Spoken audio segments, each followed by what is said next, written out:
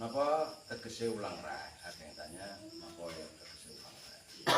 Ulang reh itu, ulang itu kata pitutur. Pitutur tegese. Kata reh itu dari bahasa Jawa kuno yang artinya perilaku atau aturan atau ajaran. Tapi yang dimaksud yang ditanyakan ulang reh ini perkataan seseorang yang diikuti dengan perkataan seorang guru yang diikuti, yang harus diikuti, mengikuti apa yang dikatakan gurunya. Saya contohkan saja. Seorang guru bilang begini, ku kasih pertanyaan, tapi jawab yang benar. Ada aku kasih pertanyaan, tapi jawab yang benar. Nah, umpatmu tuh kasih pertanyaan, tapi jawab yang benar. Ya, bukan umpatmu semua. Kasih pertanyaan, tapi jawab yang benar. Jari tangan dan jari kaki kita ada berapa? Jumlah jari tangan dan jari kaki kita ada berapa? Ulangi lagi, jari tangan dan jari kaki kita ada berapa? Kita semua. Ulangi lagi, jawablah dengan benar. Jari tangan kita dan jari kaki kita jumlahnya ada berapa? Benar. Benar, Jawabnya benar. karena pertanyaannya tadi kan jawablah dengan Benar. tapi yang jawab 20 juga benar. Sama-sama benar. Tapi yang dimaksud ulang reh yang ditanyakan ini itu apa yang dikatakan terus diikuti. Itu pelajaran ulang reh. Sama dengan ceritanya zaman dulu Saridin terhadap Sunan Kudus.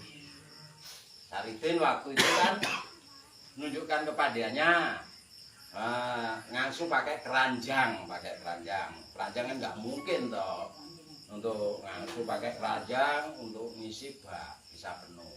Akhirnya dilaporkan sama santri lain ke Sunan Kudus, ditegur Sunan Kudus.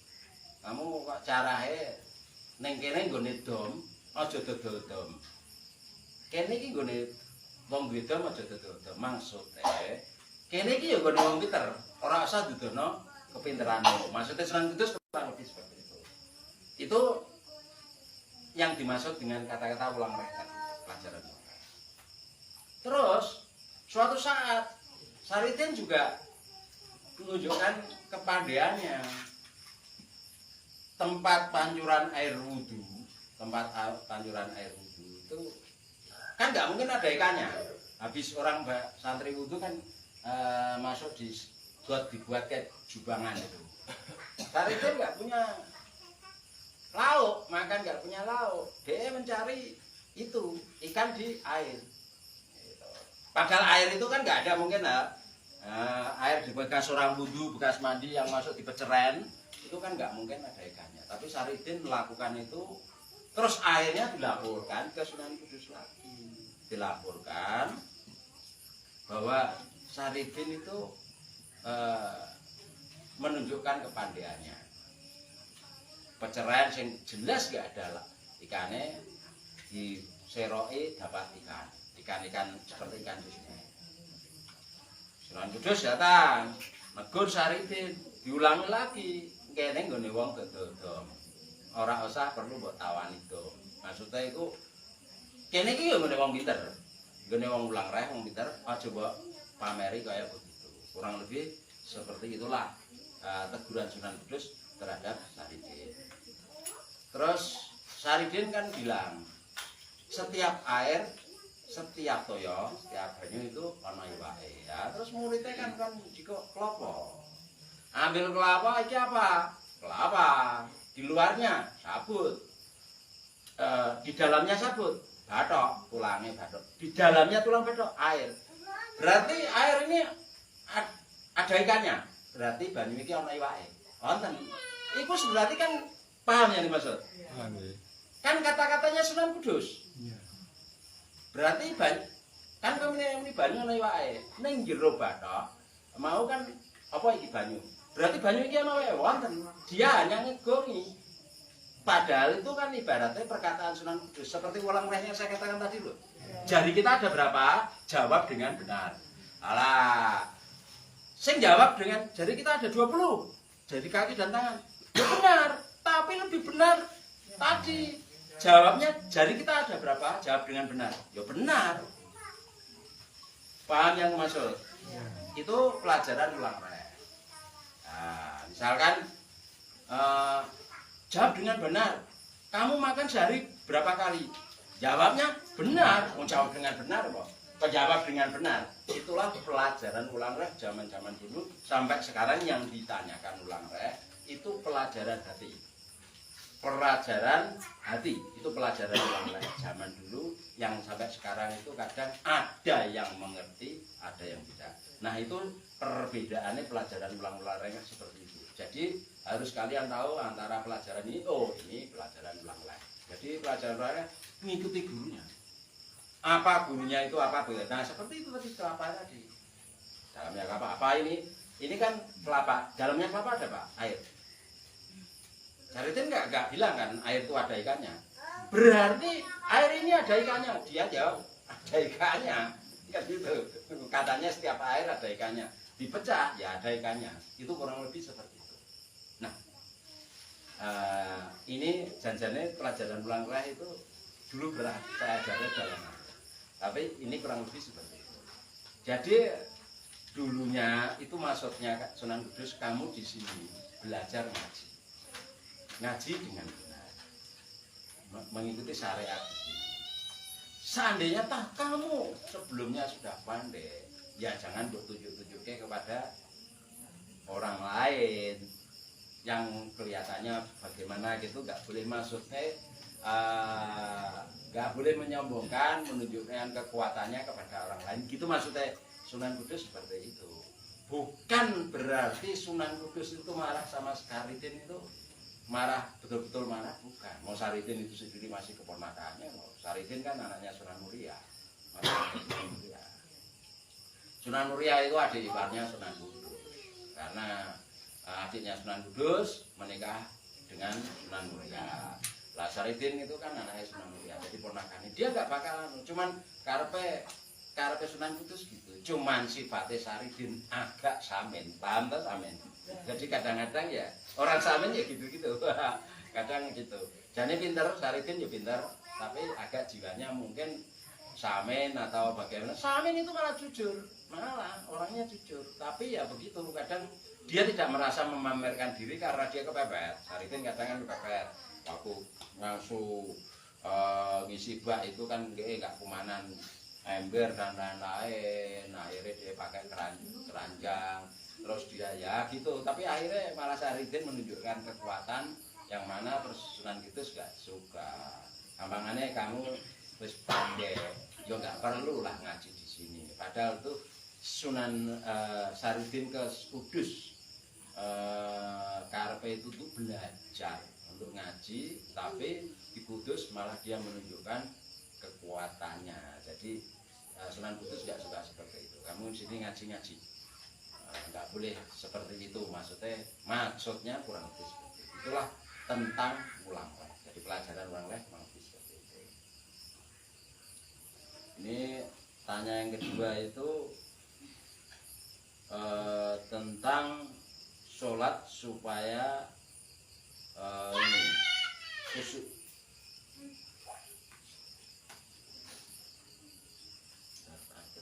Datanya juga ahlinya.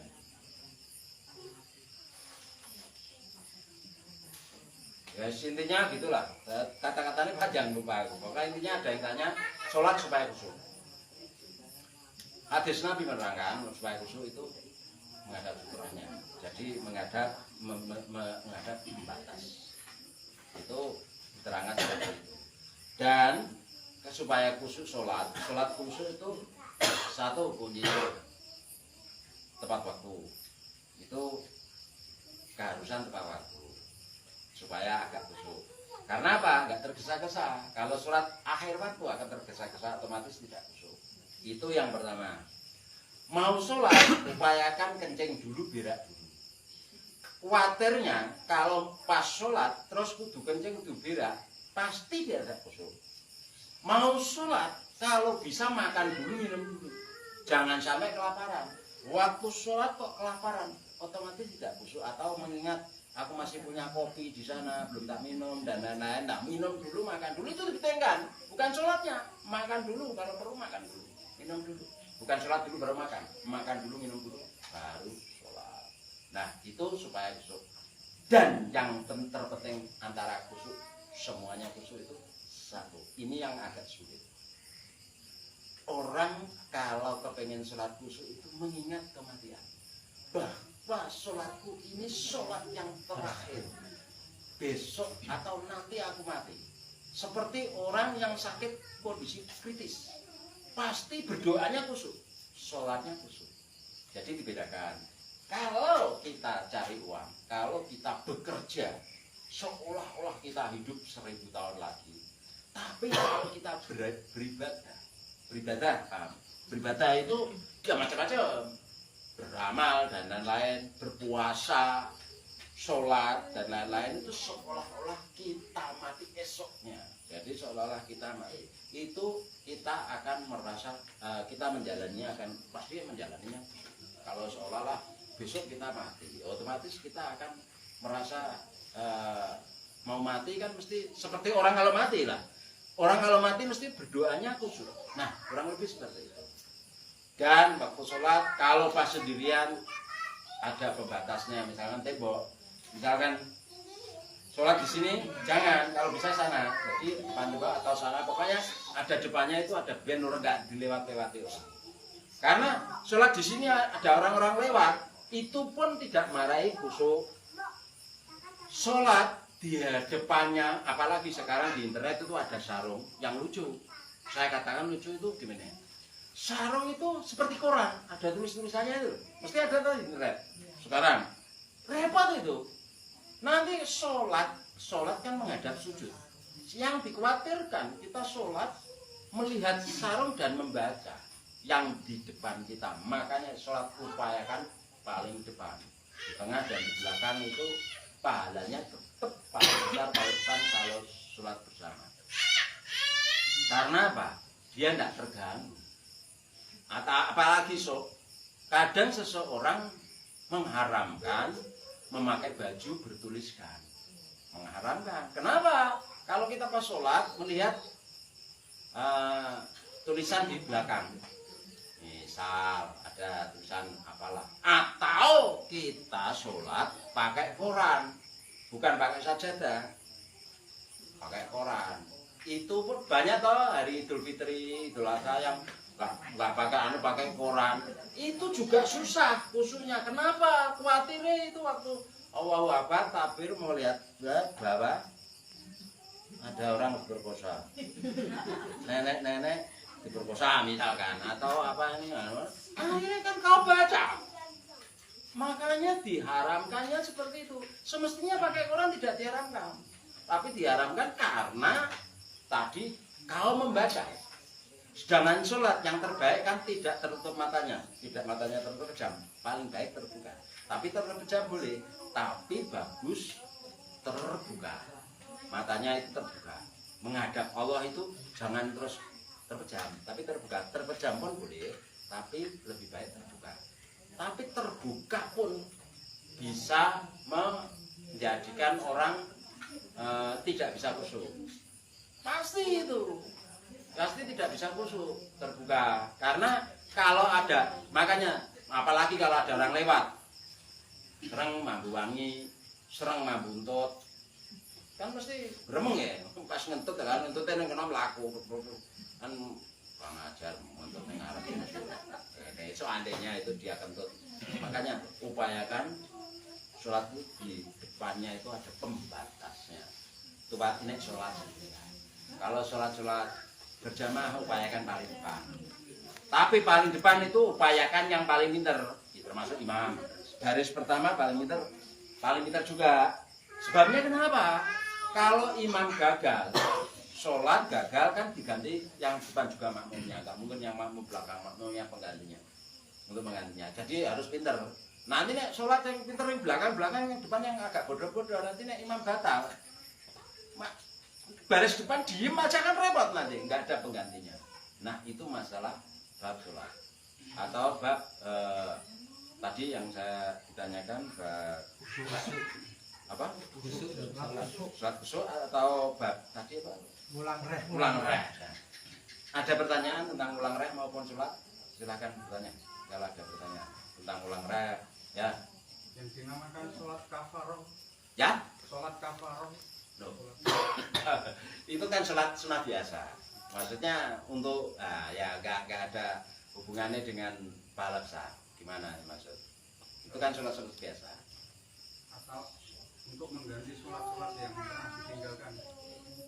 Nah itu dua pendapat sih masalah sholat yang kadang pengganti itu ada yang sholat itu tidak bisa digantikan karena apa?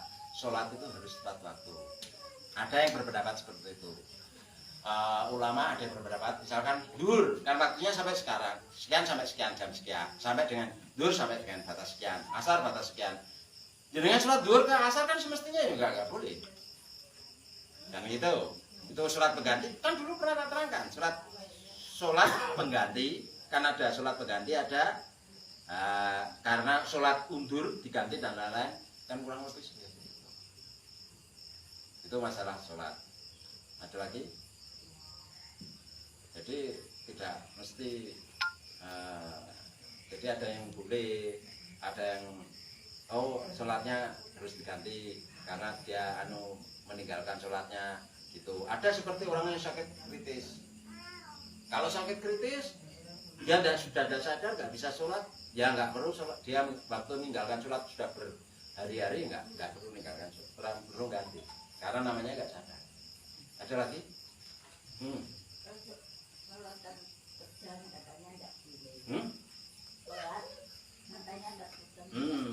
Tapi saya pernah gitu karena kepala ini pusing. Lo kan nganu ya karena kan namanya itu itu kan karena penyakit dan lain-lain nggak apa-apa. Mungkin ini kan maksudnya ya. Saya sering terpejam seperti kulit mata Kusuk gitu. Ya nggak apa-apa, tapi upayakan makanya matanya terbuka. Tapi ini terpejam nggak apa-apa. Mungkin merasa lebih kusuk terpejam nggak apa-apa. Tapi diupayakan kalau sholat itu matanya terbuka. Saya sendiri kadang yang terpejam kadang terbuka. Upayakan terbuka. Cuman kadang yang terbuka itu repotnya ya gitu. Kadang ada melihat sesuatu yang di depan. Misalkan waktu sholat ada coro lewat, mesti kaget kita. Ya mesti ya seperti itulah. Coro misalkan, apa curut meluayu misalkan, atau kucing mungkin kita terganggu. Beda dengan terjam. Yang terjam kan kadang ada coro lewat kita nggak tahu. Bedanya kan seperti itu. Makanya kadang-kadang merasa terkejam lebih kusuk, tapi sebaiknya itu jangan terkejam terbuka. Ada yang tanya lagi? Ada yang tanya lagi seputar ini? Ada lagi? Tentang sholat maupun tentang ulang reh. Nah ulang reh tadi paham ya? Berarti mengikuti apa yang dikatakan gurunya itu di gong. Itu ulang reh. Ada lagi enggak ini? Sudah cukup? Ya.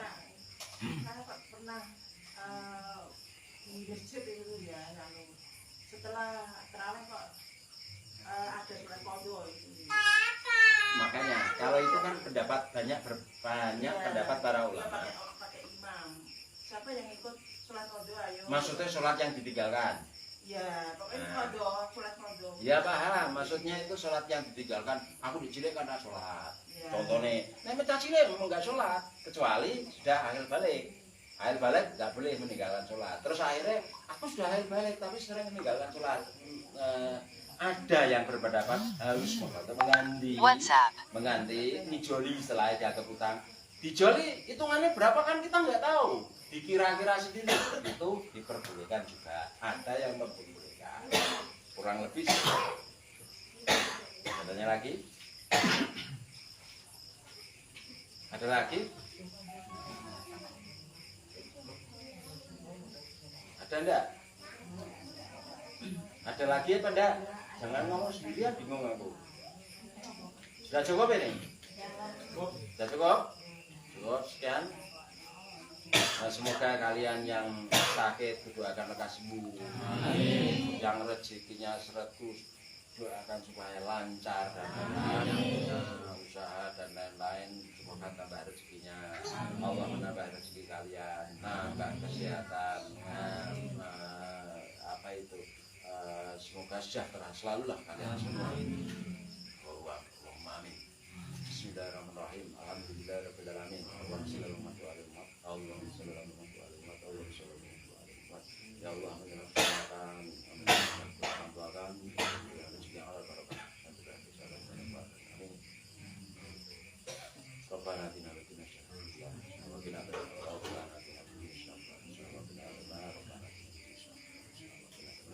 Hasbunallahu wa ni'mal wakil.